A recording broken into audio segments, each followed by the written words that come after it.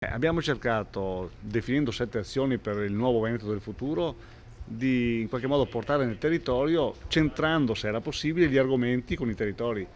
Che Padova sia logisticamente al centro del Veneto è un dato oggettivo, che possa essere la sede in cui si discute di mobilità e intermodalità, certamente sì. D'altra parte gli interventi di oggi del Presidente Costa per i porti, stranamente centra il suo intervento non solo sul porto ma sull'interporto e parla di Padova.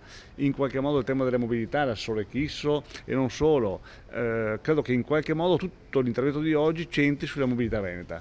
Noi stiamo parlando di PTRC, quindi il piano del territorio del Veneto del futuro.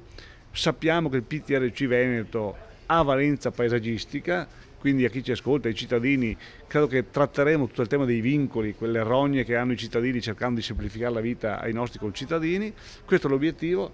D'altra parte, dopo uno sviluppo importante nel Veneto degli ultimi 30 anni, ci ha fatto forse la regione più ricca d'Europa.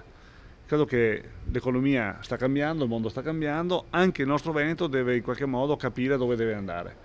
E allora se prima l'importante era fare una zona industriale, fare un capannone, creare sviluppo, oggi che abbiamo dei capannoni chiusi e qualche zona industriale da riconvertire, visto che tutti i parametri dicono che l'economia del futuro per il Veneto potrà essere molto incentrata sul turismo e quindi attraverso la cultura creare questa offerta nuova, dobbiamo pensare a un paesaggio, a un territorio che si muove in questa direzione.